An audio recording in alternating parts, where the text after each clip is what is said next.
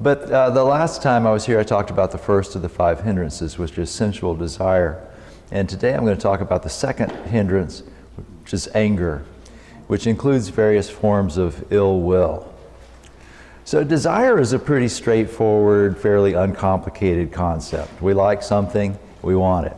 We think about something that we enjoy, and a desire for that arises. But anger is a little different. We don't like something, we have an aversion to it. So we want it to stop, we want it to go away, or even to have not happened at all. And anger is an unpleasant emotion. When we have a pleasant emotion like joy or tranquility or contentment, we generally want that emotion to continue. When we have an unpleasant emotion like sadness or anxiety, something like that, we generally want that emotion to stop. But even though anger is an unpleasant emotion, for some reason we tend to cling to it. Yeah, I speak to a lot of other groups, student groups and church groups and other Buddhist groups and that sort of thing. And usually the people in these groups consider themselves to be kind and compassionate people. And when I will suggest sometimes that to be truly compassionate means that you be kind even to people you don't like and to people who do harmful things, a lot of people have difficulty with that concept. And ultimately the antidote to anger, which is ill will, is goodwill. And we chanted a sutra earlier, the Metta Sutta, which is about cultivating goodwill for all beings, boundlessly, without exception. So the more you hold on to anger, the bigger it tends to grow. So, and holding on to anger and expressing anger and things like that, both tend to create more anger.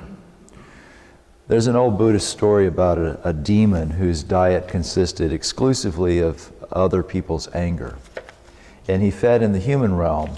So there was always a lot of anger to go around, plenty to eat. And you know how it goes. If you want to, you could go to a political rally and really gorge yourself on a huge dish of righteous indignation, right? Or while you're at work, you can just kind of sit at your desk and nibble on a little resentment.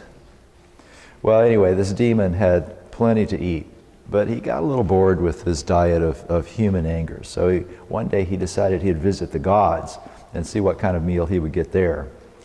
And he went to this one heaven that was ruled by Sokka, who was the Lord of gods. And these particular gods in this realm were above really petty quarrels, but very few of them had completely transcended all varieties of ill will and anger. So it happened that this demon arrived in this heaven when Sokka, the divine king, was away on business. And so the demon was able to just go into the big royal hall and he just kind of unceremoniously plopped himself down on Sokka's throne and kind of sat there and waited to see what would happen.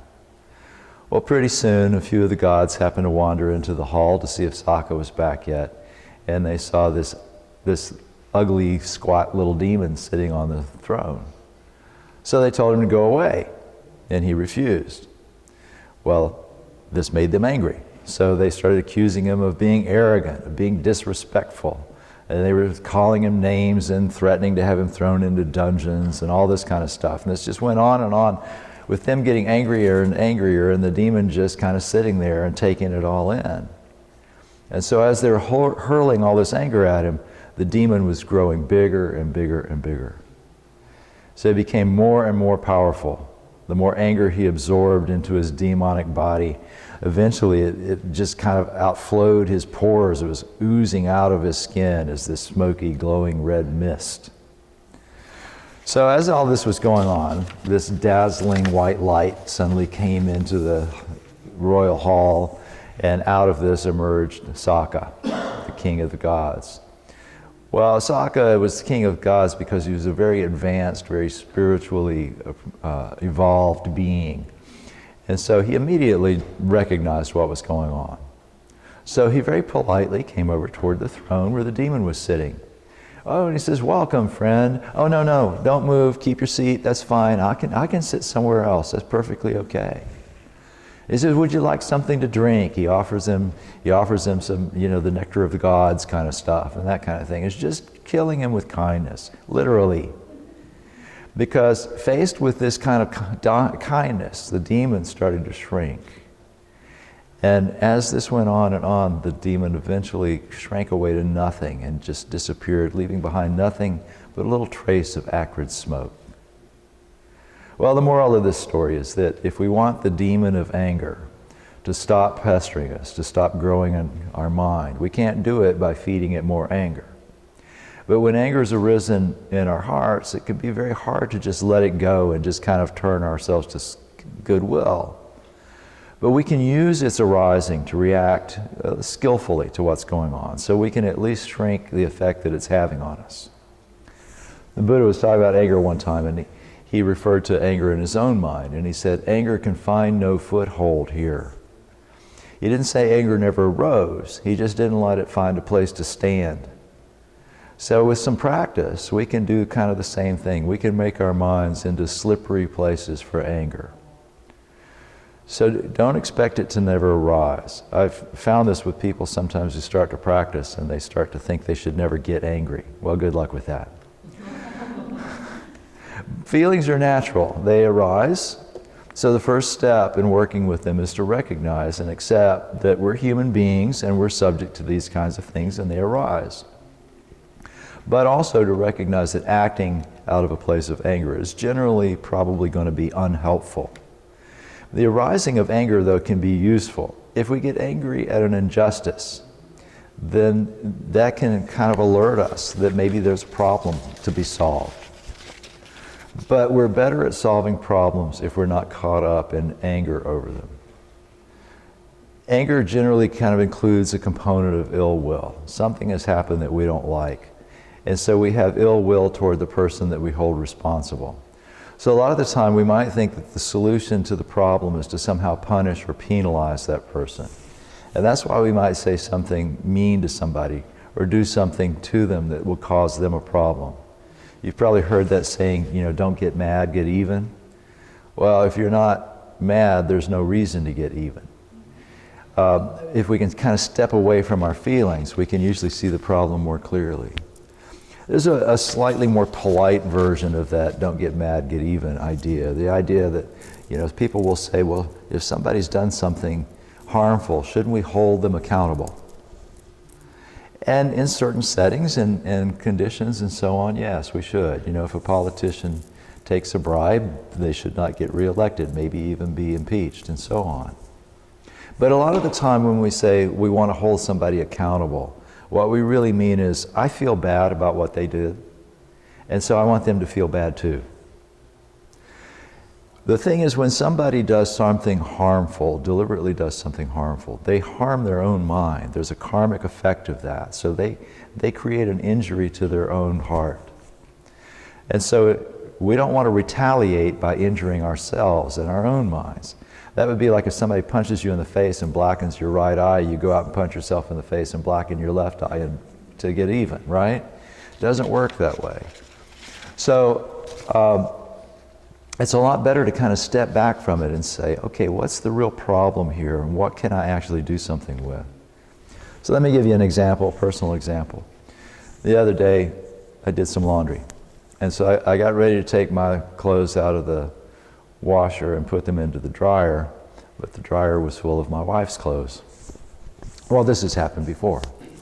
So if I wanted to, I could have gotten really angry about that. I could have fed that anger demon with thoughts about how she did the same thing a couple of weeks ago, and she always does this kind of stuff, and it's so rude, and she should anticipate that I might need to do laundry, so she should not leave her laundry in the dryer, and on and on and on. So with some effort, I could probably have gotten really riled up over this and had a big fight when she got home.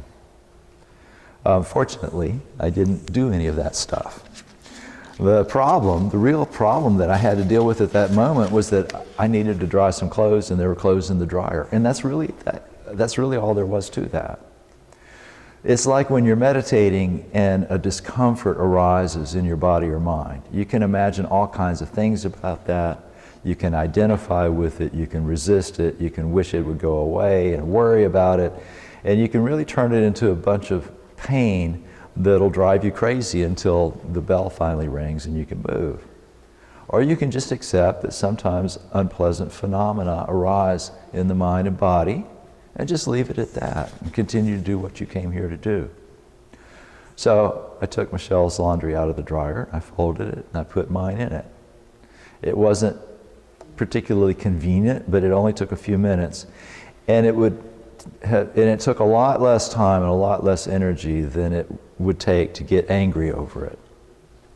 So, if this kind of thing happened often, if it really started to put a crimp in my schedule, I could talk to her about it, preferably at some time when I'm not angry.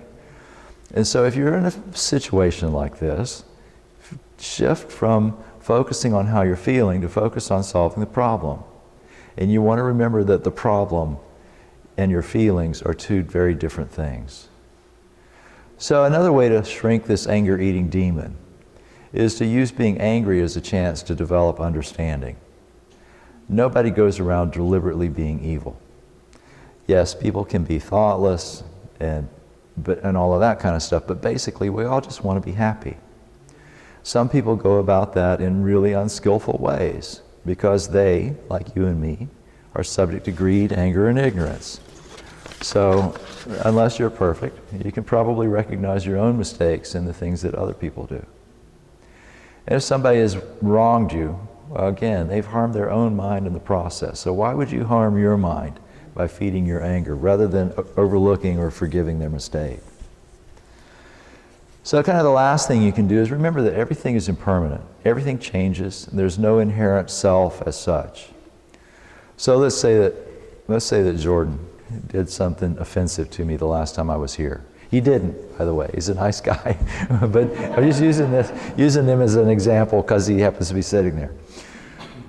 So in the brief time since we arrived here this morning, our physical forms have literally changed.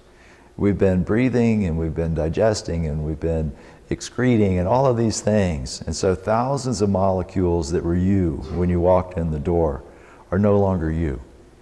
And thousands of molecules that were once part of the earth or the air or the water or so on are now you.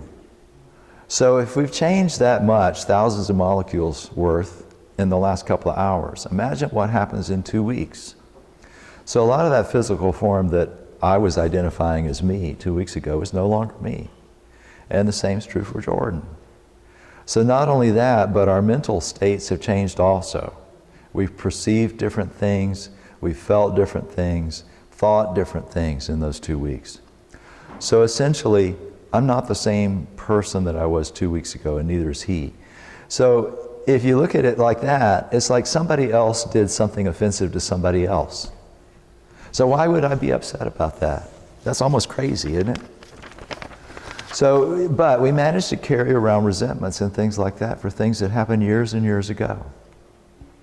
So I hope this discussion has given you some thoughts about how to see anger a little bit differently and maybe how to use it a little bit more skillfully when it arises in your mind, when you're meditating or when you're living your day-to-day life.